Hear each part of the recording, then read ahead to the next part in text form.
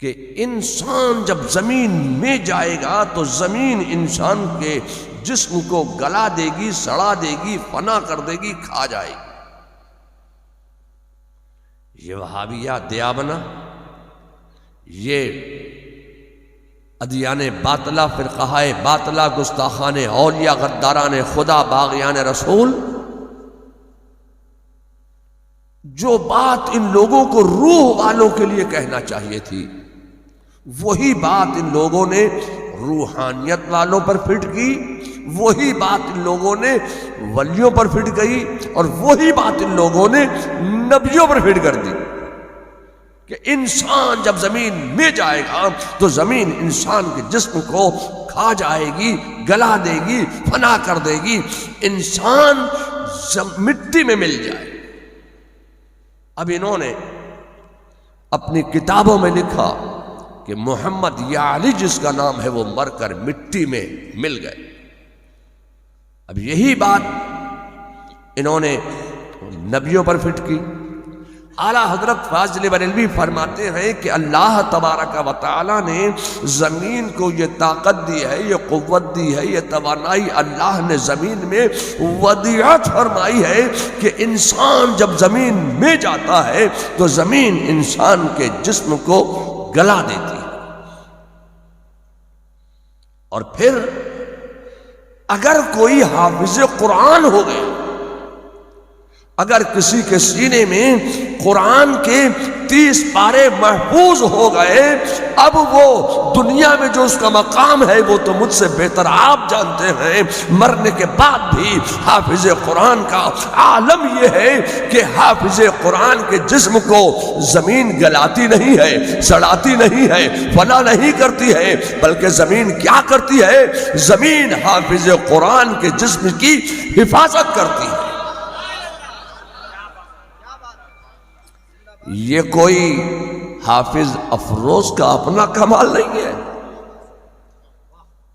جو حافظ بنا ہے، جس نے قرآن یاد کیا ہے، یہ تحسین رضا کا اپنا کمال نہیں ہے، یہ قرآن کا معجزہ ہے، یہ قرآن کی برکت ہے کہ قرآن کی برکت سے اللہ تبارک و تعالیٰ نے زمین سے وہ طاقت و قوت و توانائی سلب فرما لی کہ حافظ قرآن کے جسم کو زمین گلائے، سڑائے، فنا کرے یا کھائے۔ اب زمین حافظ قرآن کے جسم کی حفاظت کرتی ہے۔ میں آپ سے کہنا چاہتا ہوں کہ جب زمین حافظ قرآن کے جسم کی حفاظت کرتی ہے تو صاحب قرآن کا عالم کیا ہوگا؟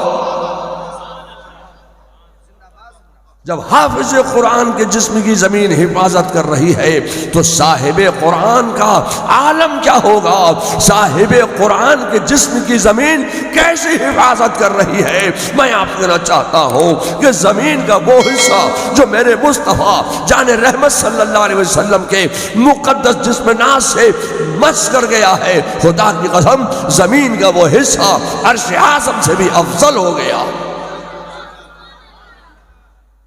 جب آپ حافظ قرآن کے حال کا اندازہ نہیں کر سکتے تو ایک ولی کامل کا عالم کیا ہو؟ آپ کے بہار کا مجھے ایک واقعہ یاد آیا۔ میں اپنے والد ماجد حضور ریحان ملت کے ساتھ ایک مرتبہ بچپن میں ایک سفر میں مدھیہ پردیش گیا تو انہوں نے ایک تقریر فرمائی، اور اس تقریر میں انہوں نے کہا کہ بہار میں ایک ضلع ہے اورنگ آباد، اورنگ آباد میں ایک قصبہ ہے بارہ گڑھ، بارہ گڑھ میں ایک بزرگ تھے بالکل ان پڑھ، وہ پڑھے لکھے نہیں تھے، وہ پڑھے لکھے تو نہیں تھے مگر صبح سویرے وہ اٹھ کر بیٹھ جاتے اور نماز کے بعد وہ قرآن کھولتے اور قرآن کھول کر وہ قرآن کی تلاوت کرتے تھے۔ یا اللہ، جب وہ ان پڑھ ہیں پڑھے لکھے نہیں ہیں تو وہ قرآن کی تلاوت کیسے کرتے ہیں؟ میرے والد ماجد حضور ریحان ملت نے فرمایا تھا وہ تھے تو ان پڑھ مگر وہ قرآن کی تلاوت کرتے تھے اور ایسی تلاوت کرتے تھے کہ کتنے پڑھے لکھے لوگ ان کے آگے زانوئے ادب طے کرتے نظر آتے تھے۔ ایمان کی وہ چاشنی ان کے پاس تھی جو عام لوگوں کے پاس ایمان کی وہ چاشنی نہیں تھی۔ وہ ان پڑھ تھے مگر قرآن کی تلاوت کرتے تھے۔ جانتے ہو وہ قرآن کیسے تلاوت کرتے تھے؟ وہ قرآن کھولتے اور قرآن کھول کر قرآن کی سطر پر وہ انگلی پھیرتے اور کہتے اے اللہ اس سطر میں جو تو فرما رہا ہے وہ سچ فرما رہا ہے۔ دوسری سطر پر انگلی پھیرتے اور کہتے اے اللہ اس میں جو تو نے فرمایا وہ بھی سچ فرمایا۔ تیسری سطر پر انگلی پھیرتے اور کہتے اے اللہ اس میں تو جو فرما رہا ہے یہ بھی سچ فرما رہا ہے، اس پر بھی میرا ایمان ہے، اس پر بھی میرا ایمان ہے، اس پر بھی میرا ایمان ہے، اس میں بھی تو سچ فرما رہا ہے، اس میں بھی تو نے سچ فرمایا ہے، اس پر بھی میرا ایمان ہے۔ اے لوگو میں آپ سے کہنا چاہتا ہوں کہ وہ تھے تو ان پڑھ مگر خدا کی قسم ہر سطر پر وہ ایمان کی بات کر رہے تھے۔ کتنے ایذان و ایقان و اطمینان کی منزل سے وہ قرآن کی تلاوت کر رہے ہیں کہ کتنے پڑھے لکھے لوگ اس انداز سے قرآن کی تلاوت نہ کر سکے۔ ایمان کی جو چاشنی ان کے پاس تھی، میرے والد نے فرمایا تھا کہ جب ان کا انتقال ہوا تو 12 گڑھ کے قبرستان میں قبروں کی کمی نہیں ہے، لیکن یہی ایک قبر ہے کہ اس قبر سے جو مٹی مس کر گئی وہ خوشبودار ہو گئی، جو پودے وہاں اگائے وہ خوشبودار ہو گئے۔ جب ایک ان پڑھ اخلاص کے ساتھ عقیدت کے ساتھ قرآن کی تلاوت کرتا ہے تو مرنے کے بعد بھی اس کا عالم یہ ہے کہ اس کی قبر سے جو مٹی بس کر جائے وہ خوشبودار ہو جائے، جو گھاس اگ جائے وہ خوشبودار ہو جائے، جو پودے اگ جائیں وہ خوشبودار ہو جائیں۔ جب ایک ان پڑھ کا یہ حال ہے تو پڑھے لکھوں کا عالم کیا ہوگا؟ ایک اخلاص کے ساتھ قرآن کی تلاوت کرنے والے ان پڑھ کے حال کا اندازہ نہیں لگا سکتے تو ایک خوش عقیدہ حافظ قرآن کا عالم کیا ہوگا؟ جب حافظ قرآن کے حال کا اندازہ نہیں لگا سکتے تو حضور مفتی اعظم ہند کا عالم کیا ہوگا؟ جب حضور مفتی اعظم ہند کے حال کا اندازہ نہیں لگا سکتے تو اعلیٰ حضرت کا عالم کیا ہوگا؟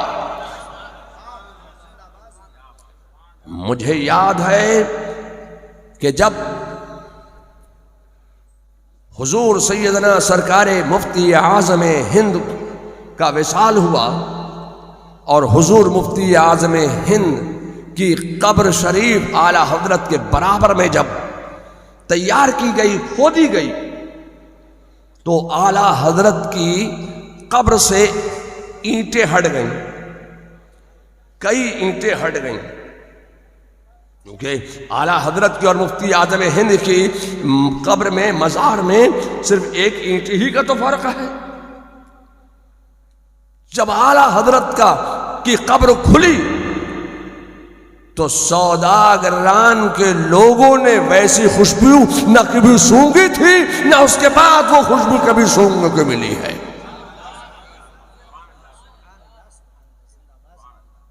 ایک مولانا ہمارے یہاں تھے، مولانا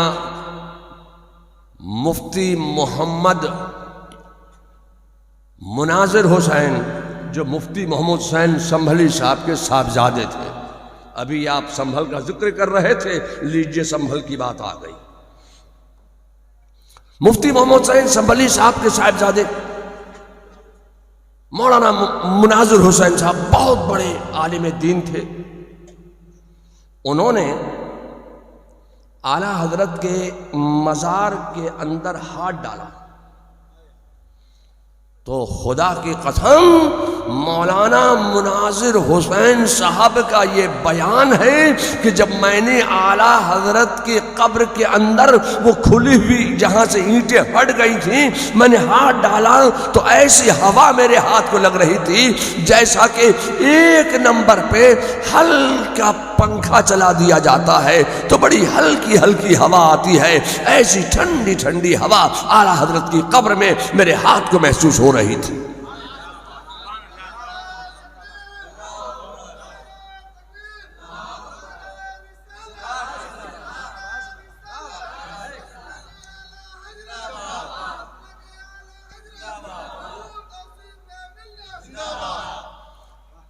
وہ مٹی لوگ اٹھا اٹھا کر لے گئے، آج بھی لوگوں کے گھروں میں وہ مٹی موجود ہے۔ مجھے تقریباً 20 سال کے بعد ایک صاحب نے اپنے گھر میں دعوت دی، میں ان کے گھر میں گیا تو انہوں نے اپنی ایک ڈرا کھولی، دراز اردو میں کہتے ہیں، اور ڈرا کھولی۔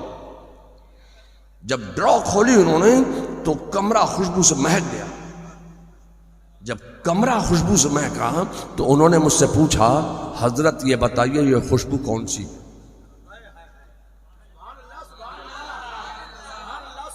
مجھ سے انہوں نے پوچھا کہ بتائیے یہ خوشبو کون سی ہے؟ میں نے سونگا اور سونگ کر کہا کہ جب حضور مفتی اعظم ہند کو دفن کیا جا رہا تھا اس وقت ایسی خوشبو آ رہی تھی۔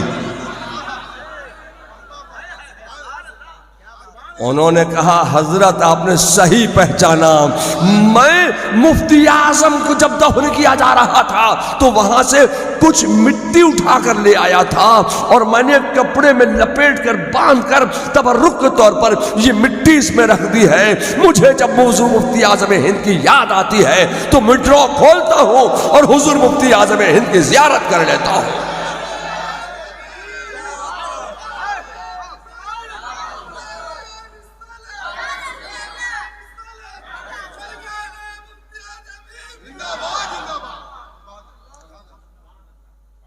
پھر جب میرے والد ماجد کو دفن کیا گیا اعلیٰ حضرت کے برابر میں تو اعلیٰ حضرت کی قبر 1 مرتبہ نہیں 2 مرتبہ کھلی۔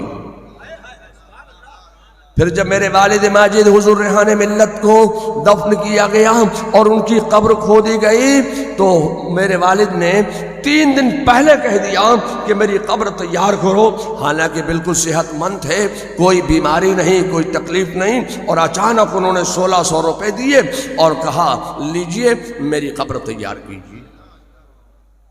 یا اللہ یہ قبر کیوں تیار کرا رہے ہیں؟ 3 دن پہلے جب ان کی انتقال ہو گیا اب راز سمجھ میں آیا کہ یہ قبر کیوں کھدوا رہے تھے، اپنی قبر کیوں تیار کرا رہے تھے۔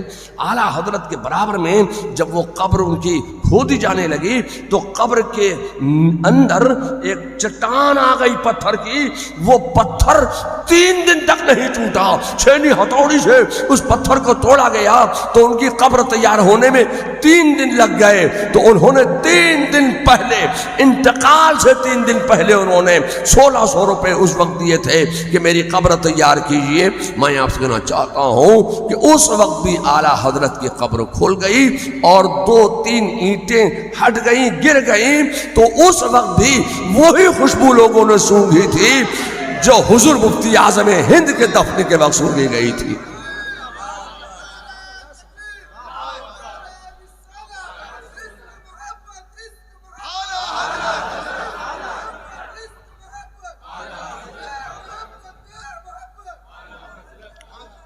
جب آپ حضور مفتی اعظم ہند کے حال کا اندازہ نہیں لگا سکتے ہیں، اعلیٰ حضرت کے حال کا اندازہ نہیں لگا سکتے ہیں، تو سلطان الاولیاء، امام الاولیاء، سند الاولیاء، قطب الاقطاب، غوث الاغواث، شہنشاہ بغداد سیدنا شیخ عبد القادر جیلانی المعروف غوث اعظم بغدادی کا عالم کیا ہوگا؟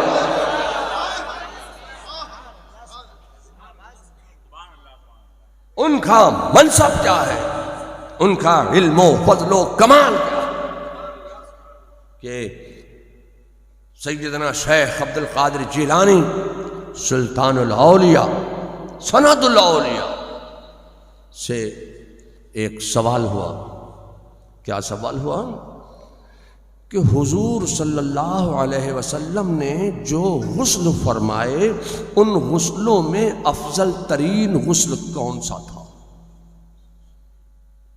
تو سیدنا شیخ عبد القادر جیلانی فرماتے ہیں کہ رسول اللہ نے جتنے غسل فرمائے ہیں سب افضل ہیں، مگر کہا حضور ان غسلوں میں افضل ترین غسل کون سا ہے؟ تو فرمایا کہ جو غسل حضرت مولا علی مشکل کشا علی مرتضیٰ شیر خدا نے رسول اللہ کو دیا تھا وہ غسل تمام غسلوں میں افضل ترین غسل ہے۔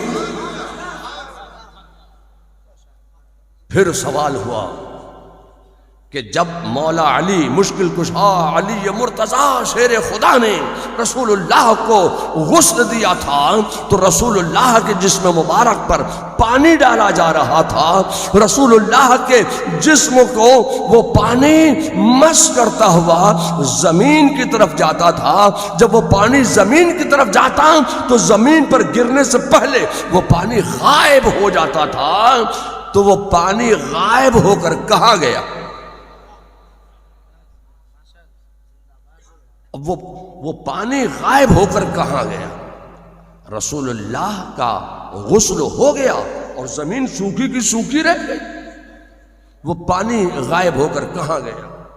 اب اس کا جواب کون دے سکتا تھا؟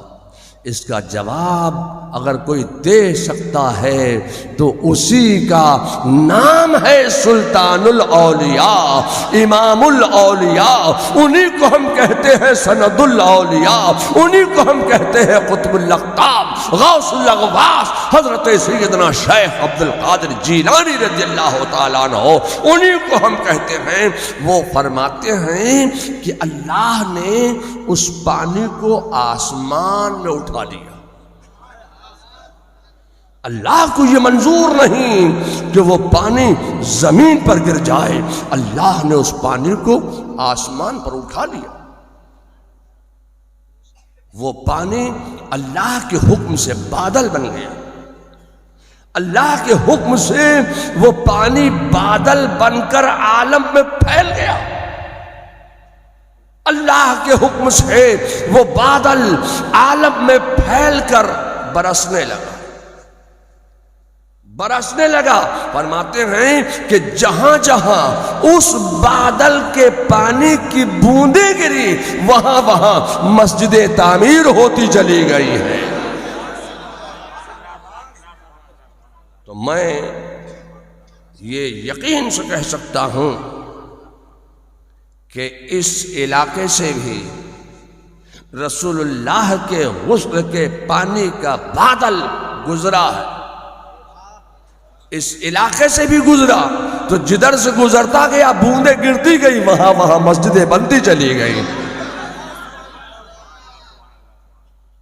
میں آپ سے کہنا چاہتا ہوں کہ یہ سلطان الاولیاء کا مقام ہے، ان کا منصب ہے، ان کا علم و فضل و کمال ہے۔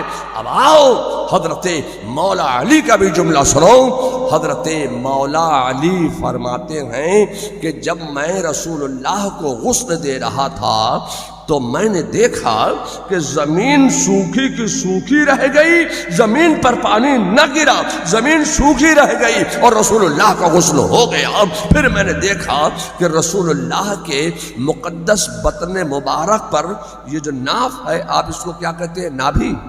اپنا کی بولچیں؟ نابھی بولچیں نا؟ اپنا بنگلہ میں شعبے کا نہیں ایکھنے بنگلہ کو تو بھتے پر نا لیجئے صاحب، بنگال میں رہ رہے ہیں، بنگال کی راجدھانی میں رہ رہے ہیں اور بنگلہ نہیں جانتے، البو کچھ لوگ البو بنگلہ کو تو بھتے پر رہے ہیں۔ تو رسول اللہ کی ناف پر، ناف کے حلقے میں ایک بوند پانی موجود ہے اور رسول اللہ کی آنکھ کے حلقے میں ایک بوند پانی موجود ہے۔ تو حضرت علی نے دیکھا کہ رسول اللہ کی بطن مبارک پر ناف کے حلقے میں اور آنکھ کے کوئے میں ایک ایک بوند پانی موجود ہے، اب اس پانی کا میں کیا کروں؟ تو حضرت علی کے ذہن نے فیصلہ کیا، اے علی سوچتے کیا ہو؟ رسول اللہ کی مقدس ناف سے اور رسول اللہ کی آنکھ کے حلقے سے پانی چوس لو۔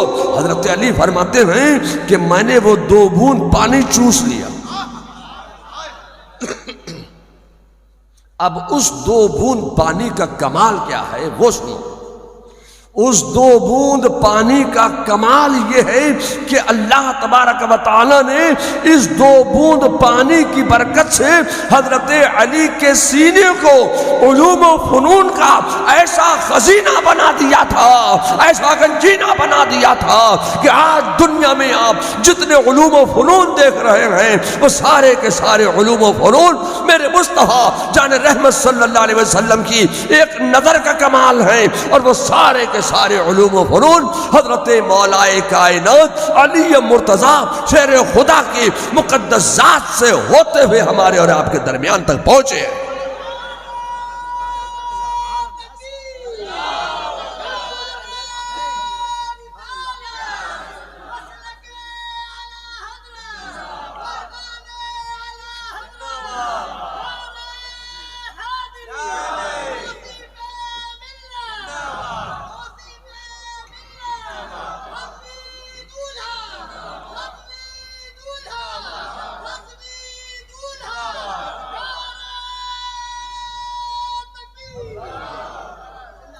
یہ اسی 2 بوند پانی کا کمال ہے، اور یہ اسی 2 بوند پانی کا کمال ہے کہ سارے علوم و فنون حضرت علی کی ذات سے ہوتے ہوئے ہمارے اور آپ کے درمیان تک پہنچے۔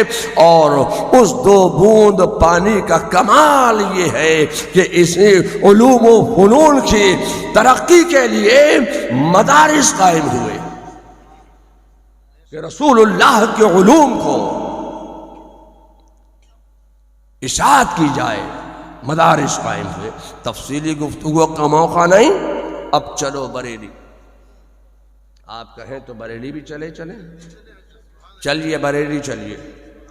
پورا واقعہ یاد رکھنا کہ رسول اللہ کی ناف سے اور آنکھ کے حلقے سے حضرت مولا علی نے 2 بوند پانی چوس لیا۔ بریلی کو دنیا نے اپنا مرکز اس لیے نہیں مانا کہ بریلی کوئی بہت بڑا شہر تھا۔ اگر بڑا شہر ہونے کی بنیاد پر بریلی کو مرکز کہا گیا ہوتا تو کلکتہ تو بہت بڑا شہر ہے، ہندوستان کا سب سے بڑا شہر آبادی کے اعتبار سے کلکتہ ہے، تو کلکتہ کو ہونا چاہیے تھا مرکز۔ میں آپ سے کہنا چاہتا ہوں بڑا شہر ہونے کی بنیاد پر نہیں، بلکہ بریلی نے جو فکر دی وہ اعلیٰ فکر دی، جو نظریہ دیا وہ اعلیٰ نظریہ دیا، جو عشق رسالت کا پیغام دیا وہ اعلیٰ عشق رسالت کا پیغام دیا۔ چلو بریلی، ابھی اس پورے واقعے کو اعلیٰ حضرت اس طرح بیان فرماتے ہیں کہ جس کی 2 بوند ہیں کوثر و سلسبیل،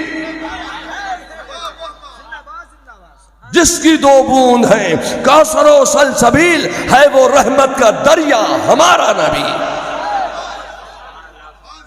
جس کی 2 بوند ہیں کوثر و سلسبیل، ہے وہ رحمت کا دریا ہمارا نبی۔ لوگوں میں آپ سے کہنا چاہتا ہوں یہ اسی 2 بوند پانی کا کمال ہے۔ بات میری لمبی ہو رہی ہے۔ ہم پہلے کتابیں پڑھتے تھے، اب کتابیں نہیں پڑھتے، چہرے پڑھتے۔ وقت اتنا نہیں کہ کوئی لمبی چوڑی گفتگو کی جائے، تو لوگوں میں آپ سے کہنا چاہتا ہوں کہ یہاں سے یہ 3 حفاظ فارغ ہوئے، یہ اس مدرسے میں داخلہ لے لیا، حافظ قرآن ہو گئے۔ لوگوں اب ان کے سر پر درجہ حفظ قرآن کی دستار رکھی جائے گی۔ اللہ تبارک تعالیٰ اس ادارے کو، اس مدرسے کو ترقی عطا فرمائے، اور یہاں کے طلباء کو علم نافع عطا فرمائے، قوت حافظہ عطا فرمائے، یادداشت عطا فرمائے، تیزی ذہن عطا فرمائے، اور اس مدرسے میں قالا قالا رسول اللہ کی برکت سے اس علاقے کے مسلمانوں کے گھروں سے اور ان کی زندگیوں سے جملہ سیارگان کی نحوستوں کو دور فرما دے اور اپنی برکتوں کا، رحمتوں کا، نعمتوں کا نزول فرما دے۔ تو پھر اب درود شریف پڑھتے ہوئے ان طلباء کے سر پر دستار حفظ رکھی جائے گی۔